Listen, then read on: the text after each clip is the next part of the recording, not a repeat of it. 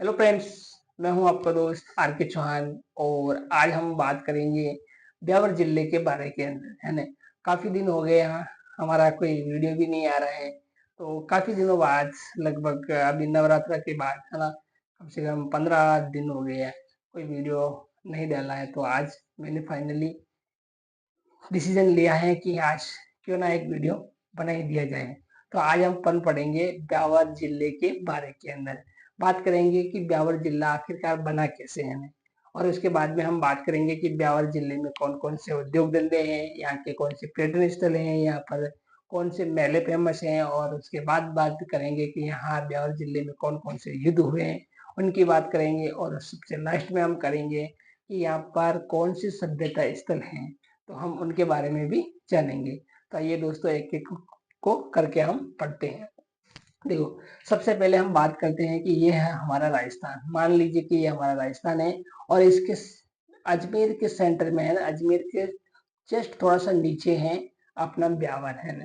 देखो, ब्यावर जिला है वो 4 जिलों से बड़ा है, जैसा कि आपको पता हो। तो इसके अंदर अजमेर का हिस्सा लिया गया, पाली का हिस्सा लिया गया, और अपने भीलवाड़ा का हिस्सा लिया गया, और राजसमंद का हिस्सा भी लिया गया है।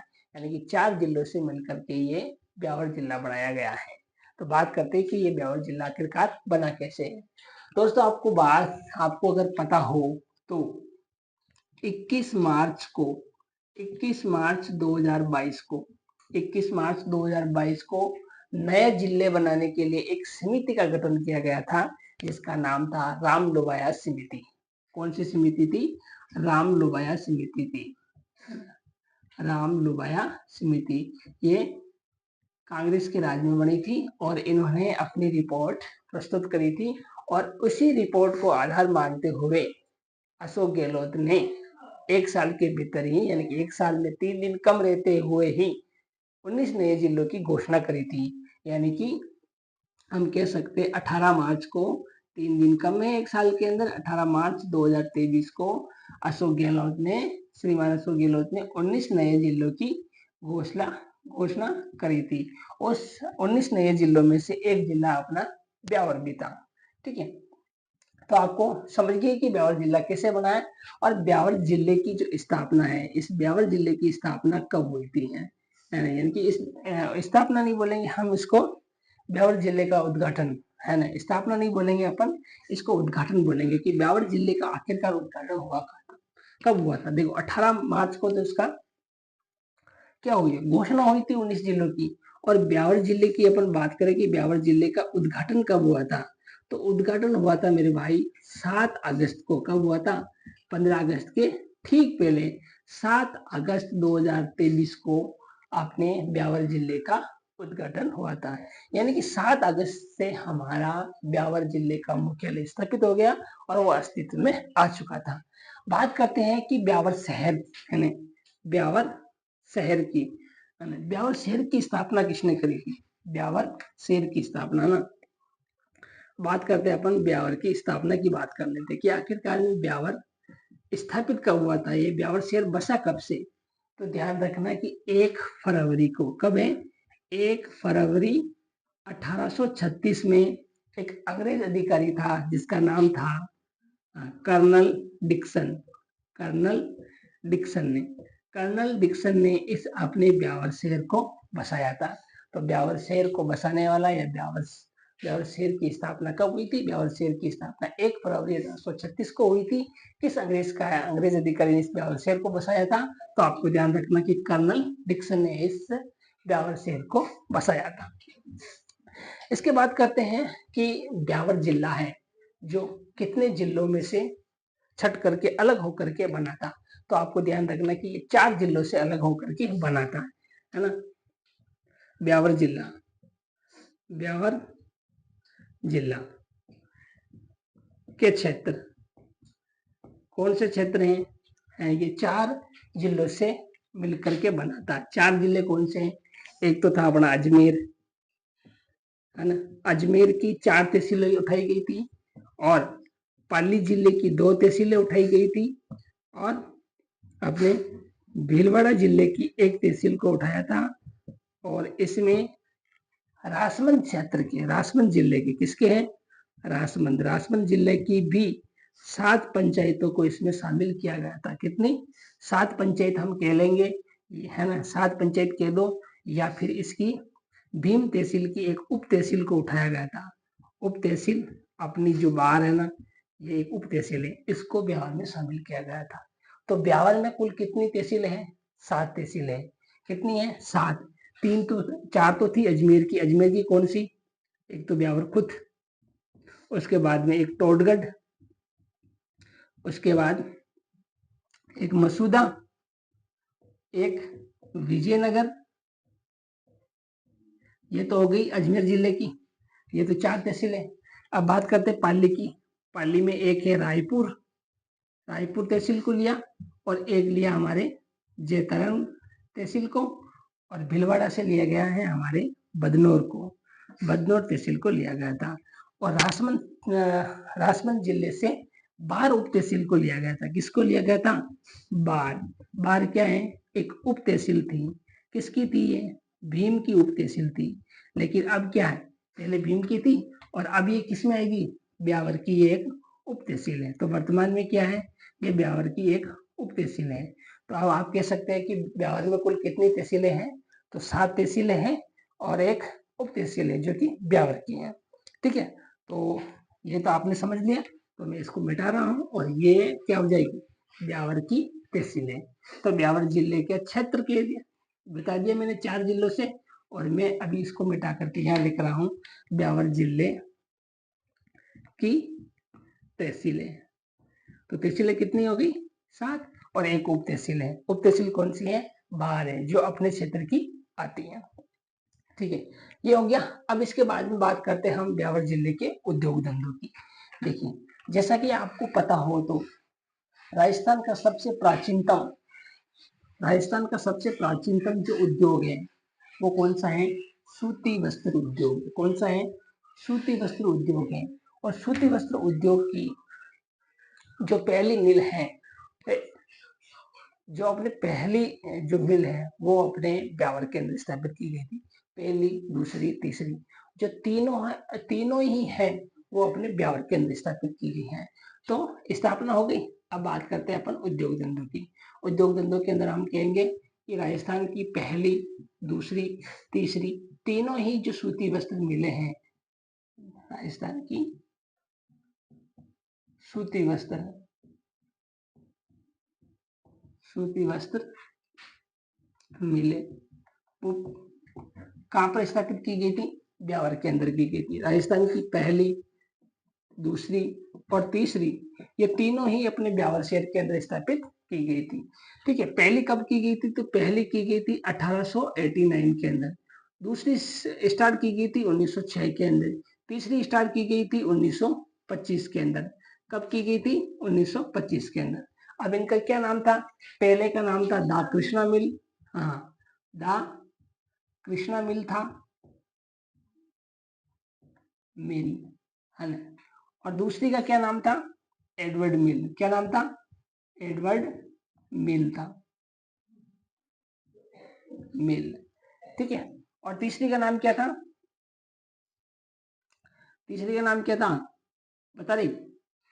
तीसरी मिल का नाम क्या था? महालक्ष्मी मिल था। क्या नाम था? महालक्ष्मी, महालक्ष्मी मिल। ठीक है, तो ये तीनों मिलें थी जो अपने यहाँ पर ब्यावर के अंदर स्थापित की गई थी। और ये तीनों ही आज, ये दोनों तो बंद हो गई, ये दोनों तो बंद हो गई, और यह भी बंद होने की कगार पर ही है। ये भी, क्योंकि यहाँ पर ये बंद क्यों हो रही? क्योंकि यहाँ पर कच्चे माल की आपूर्ति नहीं होने के कारण ये क्षेत्र है जो पिछड़ गया था। लेकिन आपको ध्यान में रखना है कि ब्यावर की जो पहली सूती वस्त्र मिलें हैं वो अपने ब्यावर के अंदर स्थापित की गई थी। ठीक है, इसके बाद यहाँ के उद्योग धंधों में अगर अपन और बात करें तो देखो, ब्यावर की तलफटी प्रसिद्ध है। क्या है? ब्यावर की तिलपट्टी, ब्यावर की तिलपट्टी फेमस है। इसके अलावा ब्यावर की सूंगनी नस्वर स्थित है। सूंगनी नस्वार भी फेमस है। अब ये सूंगनी नस्वार क्या होती है? सूंगनी नस्वार क्या होती है? मतलब एक सूखी हुई तंबाकू होती है, उसको जैसे ड्रग्स की टाइप सूंघ करके उससे नशा लेते हैं, उसको क्या बोलते हैं? सूंगनी नस्वार कहते हैं। ठीक है, इसके अलावा अपन और बात करें, यहाँ के खनिज की बात करें, यहाँ पर कौन कौन से खनिज पाए जाते हैं ब्यावर जिले के अंदर? तो देखो, एक पाया जाता है अभ्रक, अभ्रक पाया जाता है।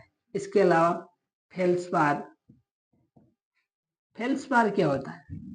फेल्सपार क्या होता है आपको पता है? अपने जो एरिया के अंदर है ना, जो बड़ी बड़ी चट्टाने है, उसको काट काट के ब्लॉक बना रहे, ब्लॉक ब्लॉक बना रहे, उसको क्या बोलते हैं? फेल्सपार। उन सबको बोलते हैं फेल्सपार। इसके इसके अलावा एक आती है लाइमस्टोन। लाइमस्टोन ये एक पत्थर है ना?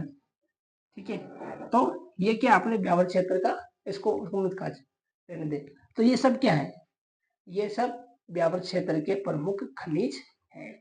ठीक है, इनके अलावा अब बात करते हैं अपन आगे, यहाँ के कौन कौन से मेले फेमस हैं, यहाँ के कौन से मंदिर फेमस हैं, उनकी भी बात करते हैं। ठीक है, हाँ, ब्यावर जिले के कौन कौन से मंदिर प्रसिद्ध है, अपने एरिया के मंदिरों की बात करेंगे। ठीक है, प्रमुख मेले मेले और मंदिरों की बात करते हैं। मेले की बात करें, हाँ, तो सबसे पहले अपन बात कर लेते यही कि चलो बदनौर की बात कर लेते। एक बदनौर मेला यहाँ का फेमस है, बदनौर मेला।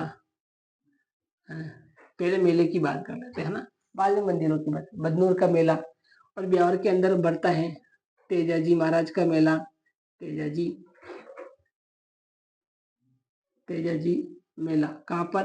ब्यावर के अंदर। ये बदनौर के अंदर है। ये बदनौर का मेला कहाँ पर है? बदनौर के अंदर ही है। और तेजाजी महाराज कहाँ पर है? ये अपने ब्यावर के अंदर बढ़ता है। ठीक है, इसके अलावा अपने मांगलियावास का मेला बढ़ता है, ये भी अपने ब्यावर जिले के अंदर ही आता है, मांगलियावास, है ना? ये भी कहाँ है? मांगलियावास, ब्यावर के अंदर ही है। इसके अलावा अपने आसपाड़ दरबार का मेला, आसपाड़ आसपाड़ का दरबार का मेला, ये अपने घर के पास में नजदीक पड़ता हुई।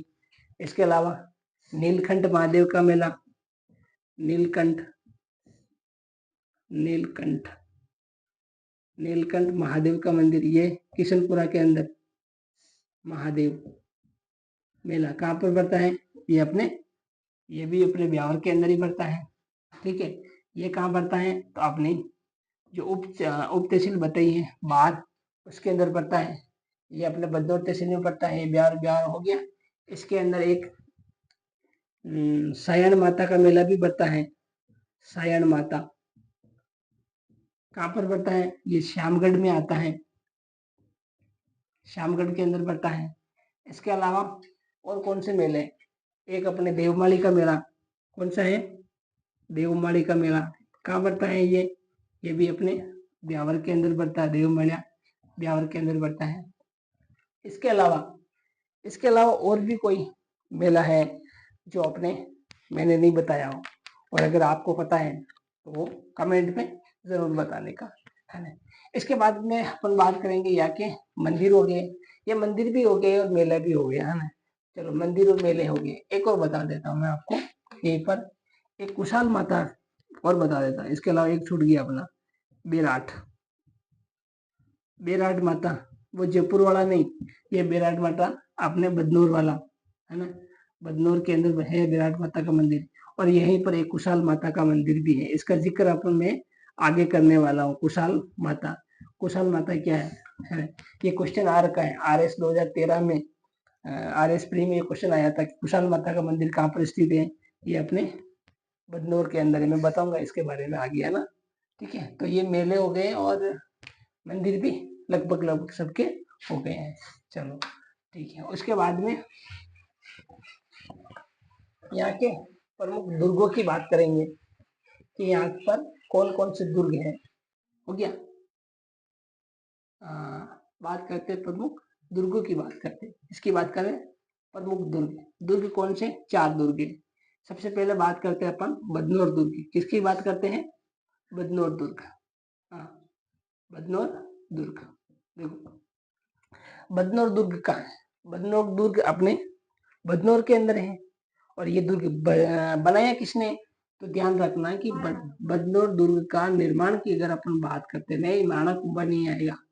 बदनौर दुर्ग का निर्माण परमार वंश के राजा, परमार वंश के राजा था जिसका नाम था बदना। कौन था? बदना परमार राजा। परमार राजा, परमार राजा के द्वारा, बदना नाम का जो परमार राजा था उसने इस दुर्ग का निर्माण करवाया था। इसलिए इसको क्या बोलते हैं?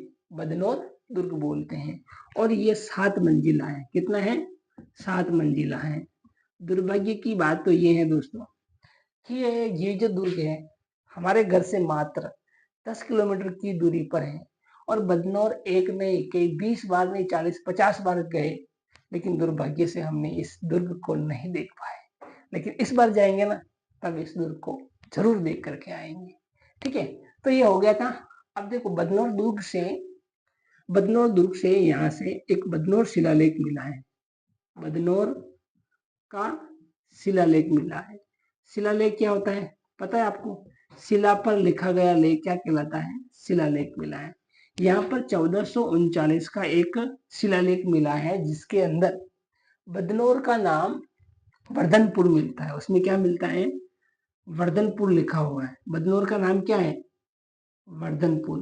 तो आपको ध्यान में रखना है कि ब्यावर जिले का वो कौन सा क्षेत्र है जिसको वर्धनपुर के नाम से भी जाना जाता है? तो वो है दोस्तों अपना बदनौर।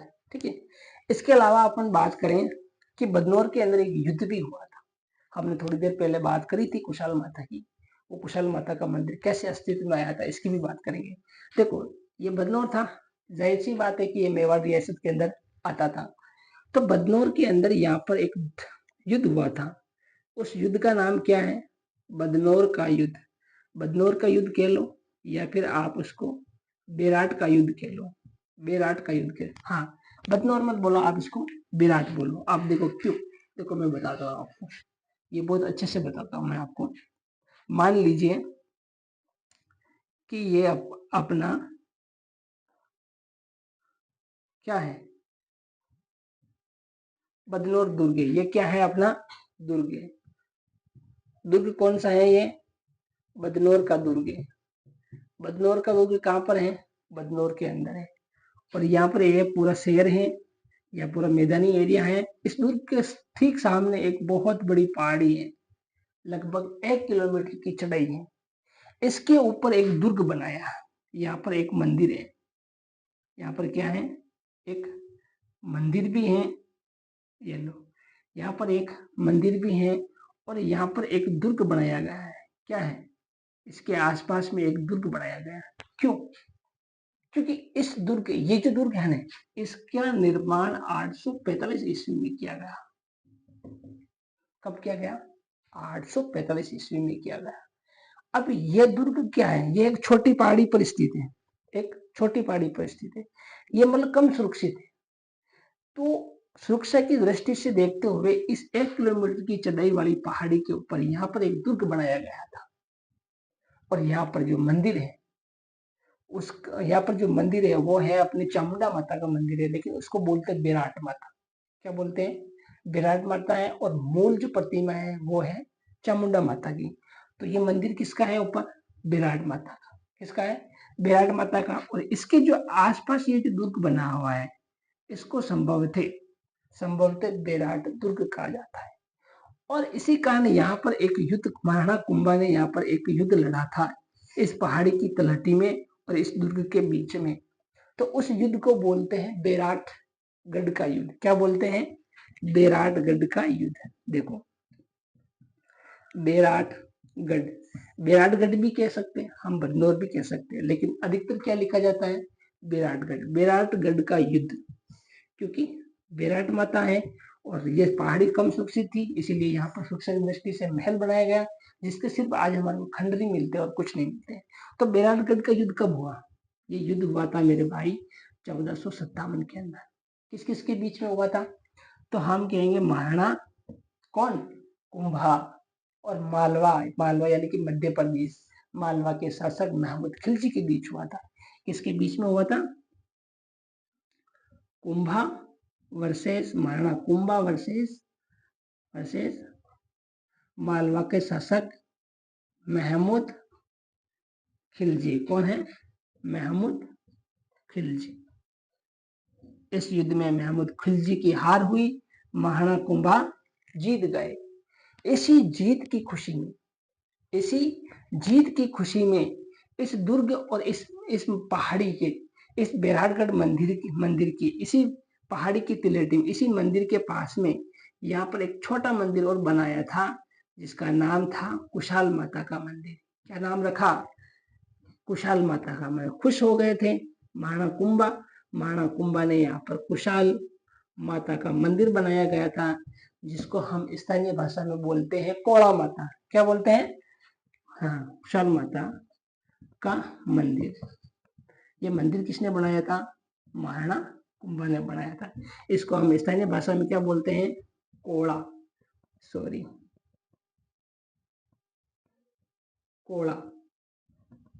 माता। इसी को हम कोड़ा माता बोलते हैं, लेकिन इसका रियल नाम क्या है? कुशाल माता। RS प्री के एग्जाम में ये क्वेश्चन आया था कि कुशाल माता का मंदिर कहाँ स्थित है, तो वो है अपने पतनौर के अंदर स्थित है। चलो, एक दुर्ग तो ये हो गया था, और एक महाराणा कुंभा ने एक दुर्ग और बनाया था बदनौर से थोड़ा सा आगे ही जाते ही, बनेड़ा दुर्ग। तो बनेड़ा दुर्ग कहाँ पर आता है? ब्यावर जिले में आता है। इसका निर्माण किसने कराया था? इसका निर्माण भी महाराणा कुंभा ने करवाया था। ये हो गया। उसके बाद में अपन बात करते हैं टोडगढ़ दुर्ग की बात। इसकी बात करते हैं टोडगढ़ दुर्ग की। टोडगढ़ दुर्ग कहाँ है? ये अपने ब्यावर जिले में आता है। कहाँ पर है? काटगढ़ तहसील के अंदर। ठीक है, देखो, दो हो गया। तीसरा अपन लेते हैं टोडगढ़। कौन सा है? टोडगढ़।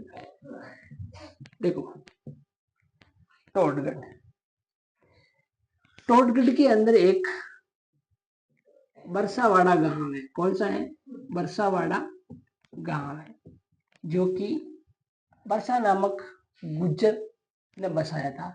बरसावाड़ा गांव के अंदर कर्नल जेम्स टोड, जो कि एक अंग्रेज अधिकारी था, बरसावाड़ा गांव में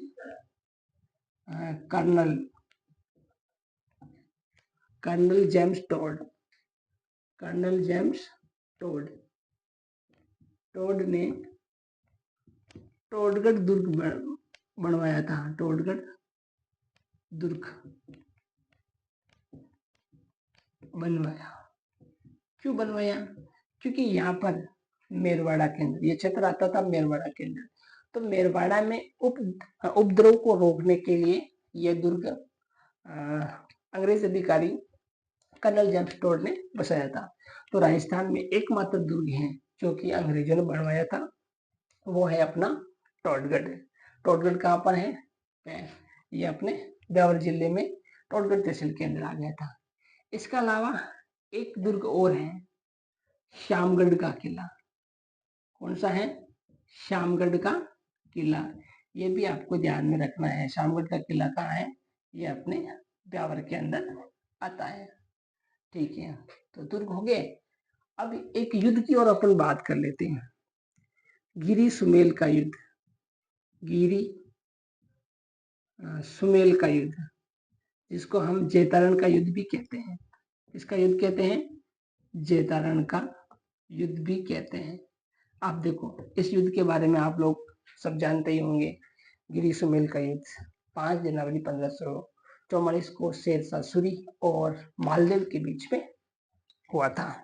जोधपुर का शासक, मारवाड़ का शासक मालदेव था, और इन दोनों के बीच हुआ था। कब हुआ था? तो हम कहेंगे 5 जनवरी 1544 को। किसके बीच में हुआ था? मालदेव और दिल्ली के शासक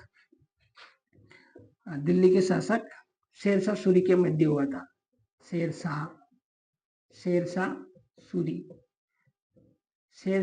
सूरी के मध्य ये युद्ध लड़ा गया था। इसमें शेरशाह सूरी जीत गया, और मालदेव के सेनापति थे जेता और कूपा। कौन थे? जेता और कूपा। ये वीरगति को प्राप्त हो गए थे। शेरशाह सूरी ने ये युद्ध धोखे से, छल कपट से जीता था। आप सभी इनके बारे में जानते होंगे।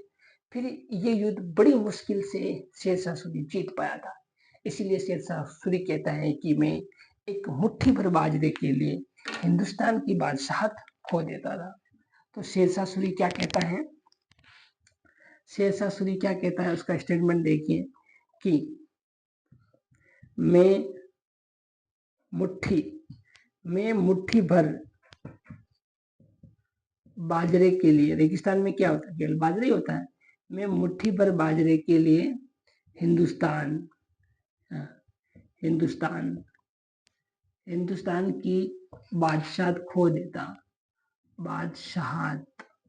देता, क्योंकि अगर छल कपट से काम में नहीं लेता, तो अगर मालदेव इस युद्ध में रहता तो मालदेव 100% ये युद्ध जीत जाता था। लेकिन धोखा कर दिया, ऐसे ही क्या गलत संदेश भिजवा दिया था, और तो मालदेव रातों रात ही भाग गया था। और फिर जेठा कुप्पा ने ये युद्ध लड़ा था, तो बड़ी मुश्किल से शेरशाह सूरी जीत पाया था। इसलिए वो कहता है कि मैं मुट्ठी भर बाजरे के लिए हिंदुस्तान की बादशाह खो देता था। तो दोस्तों अपना ये दुर्ग भी हो गया। अब लास्ट में बच गया सभ्यता स्थल। एक सभ्यता स्थल के बारे में पढ़ लेते हैं और उसके बाद में अपना ये वीडियो पूरा हो जाएगा। सभ्यता स्थल ब्यावर जिले के अंदर कौन सी सभ्यता स्थल है? हाँ, आपके भी दिमाग में आता ही होगा कि आखिरकार ब्यावर जिले में कौन सी सभ्यता स्थल है ना? हाँ, तो देखिए सभ्यता स्थल की बात करते हैं तो ब्यावर जिले के अंदर एक सभ्यता स्थल है।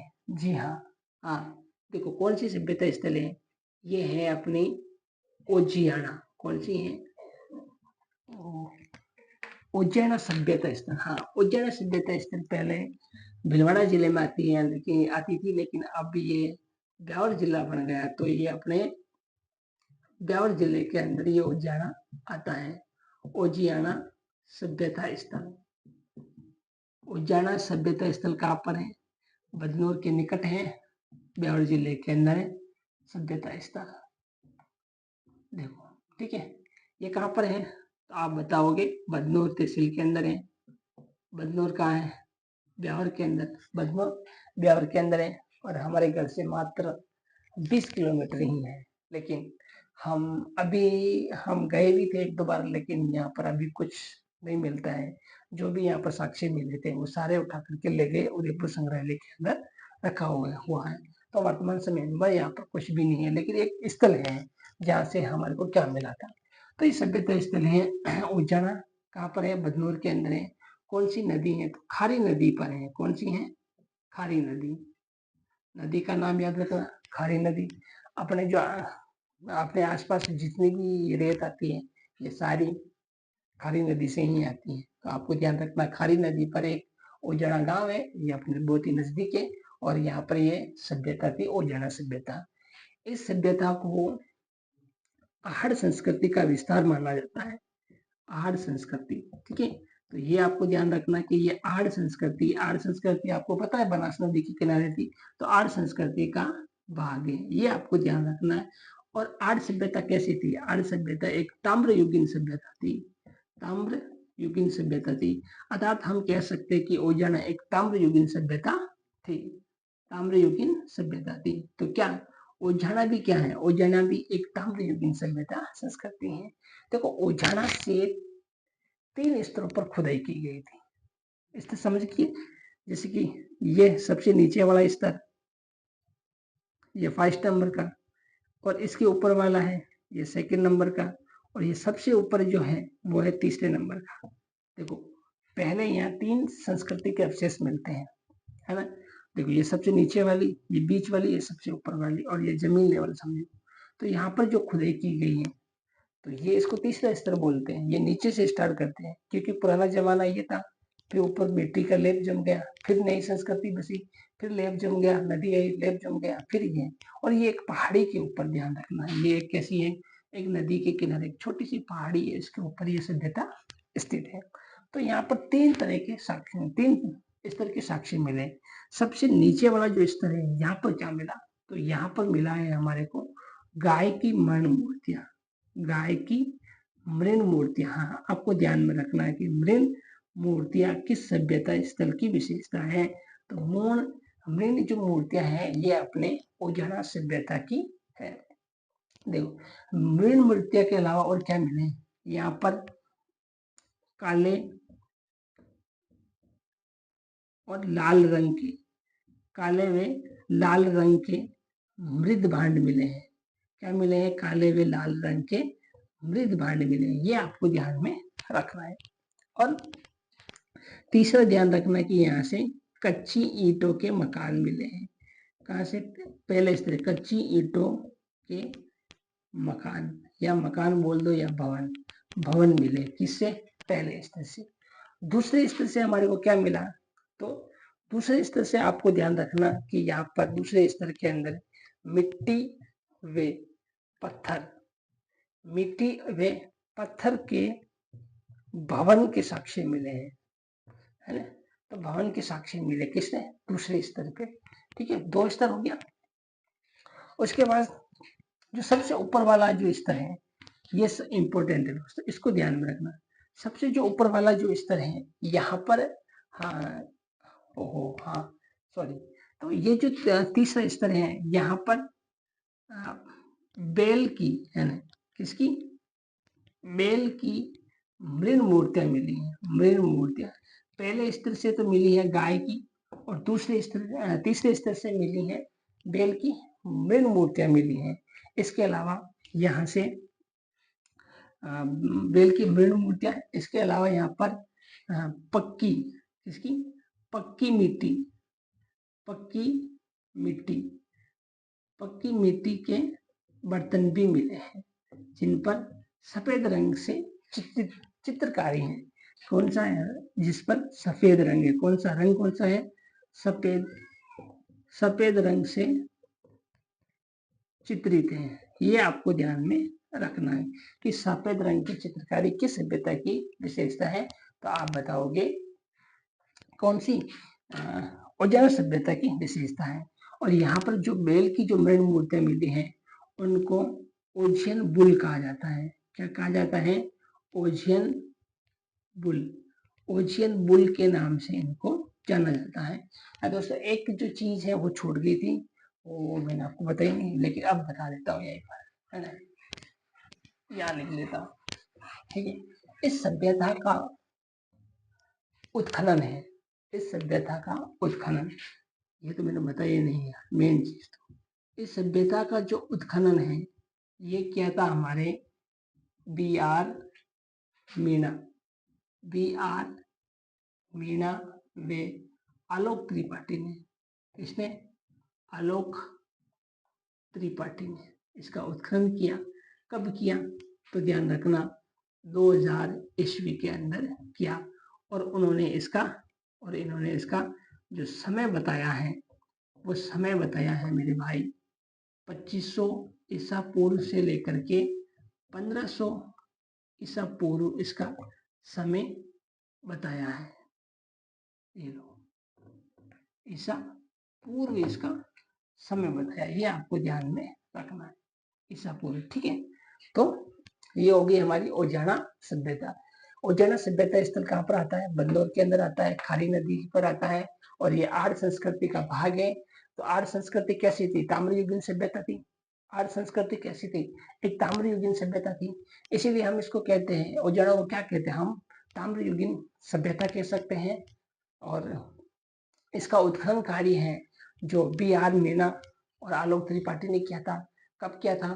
तो ये किया था 2000 ईसा पूर्व में किया गया था। और उन्होंने इसका समय बताया 2500 ईसा पूर्व से लेकर के 1500 ईसा पूर्व की ये सभ्यता थी। यानी कि ये आज से ठीक 2500 तो ये, 1500 ये, 1500 2000, 3500 से 4500 साल पुरानी ये सभ्यता थी। ये ज्यादा काफी नहीं है। ठीक है, तो ये हो गया हमारा उजाला सभ्यता है। इसके अलावा ब्यावर की और कौन कौन सी चीजें और जो फेमस है जो छूट गई हैं उसका भी मैं जिक्र करना चाहूंगा, है ना। ब्यावर जिले में कौन कौन सी चीजें फेमस है, चलो।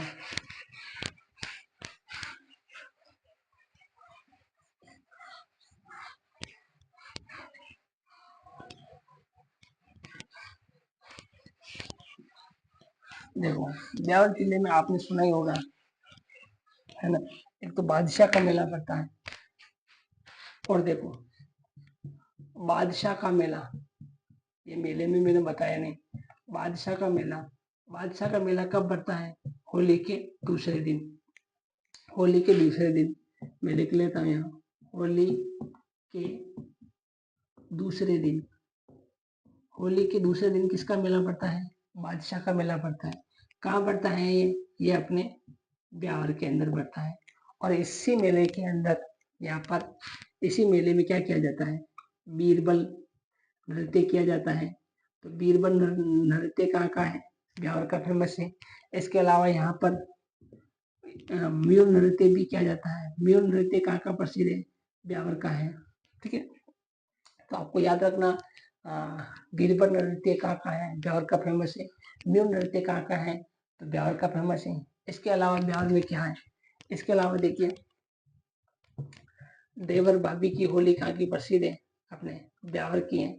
देवर भाभी की होली, देवर भाभी की होली कहाँ की प्रसिद्ध है? अपने ब्यावर की प्रसिद्ध है। इसके अलावा और ब्यावर के अंदर क्या रह गया? इसके अलावा और कोई ऐसी चीजें हैं? हाँ, और भी याद है। इसके अलावा और देखो, मीराबाई का जन्म, मीराबाई का जन्म पहले हम कहते थे कि मीराबाई का जन्म है जो पाली के अंदर हुआ था, लेकिन अब मीराबाई का जन्म कहाँ पर होगा? गांव तो वही है, कुड़की गांव है। कौन सा गांव है? कुड़की गांव है। कुड़की गांव पहले किस में आता था? पाली के अंदर आता था, लेकिन अब किसके अंदर आता है? ये ब्यावर के अंदर आता है, क्योंकि ब्यावर में कहाँ पर? जैतारण के पास में। इसीलिए हम क्या कहते हैं कि मीराबाई का जन्म कहाँ पर हुआ था? तो कुड़की गांव पाली में था पहले, अब ब्यावर के अंदर आया था।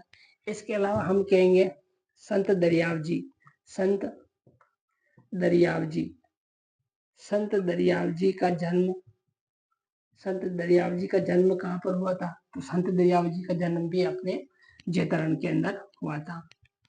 कहाँ पर हुआ था? जैतारण, जैतारण ब्यावर के अंदर हुआ था। तो ये आ गई थी अपने ब्यावर जिले की विशेषता। इसके अलावा हम ये बात करते हैं यहाँ के प्रमुख दर्रे की। तो ब्यावर जिले के अंदर कौन कौन से दर्रा है? दर्रे की बात करें तो एक दर्रा आता है अपना बरदरा, ये ब्यावर के पास में ही है। बरदरा, बरदरा है। एक है पवेरिया दर्रा, पवेरिया, पवेरिया दर्रा। इसके अलावा एक दर्रे की और बात करें तो शिवपुरा घाट, शिवपुरा घाट दर्रा भी आता है। इसके अलावा एक सुरा घाट भी आता है, सुरा घाट, सुरा घाट भी आता है। इसके अलावा अपन बात करें यहाँ के सीमेंट फैक्ट्रियों की बात करें तो यहाँ पर दो बड़ी सीमेंट फैक्ट्रियाँ हैं, जिसका नाम है, सीमेंट फैक्ट्रियों का नाम है, एक का नाम है श्री सीमेंट, श्री सीमेंट जो कि ब्यावर की बहुत ही फेमस है। इसके अलावा है एक है राजश्री, राजश्री सीमेंट, राजश्री सीमेंट, ये कहाँ की प्रसिद्ध है? ये भी अपने ब्यावर की प्रसिद्ध है। और दोस्तों, इसके अलावा ऐसी कोई और भी चीज रह गई हो जिसका जिक्र मैं नहीं कर पाया हूँ, तो आप कमेंट में उसका आंसर जरूर दीजिए कि ऐसी कौन सी चीज रह गई थी अपने ब्यावर की जिसको मैं बता नहीं पाया, और आपको कमेंट में वो जरूर बताना है। इसके अलावा हमारे वीडियो में और क्या कमियां रह गई हैं यह भी आपको बताना बहुत ही जरूरी है। तो दोस्तों, इस वीडियो में इतना ही, बाकी के लिए धन्यवाद।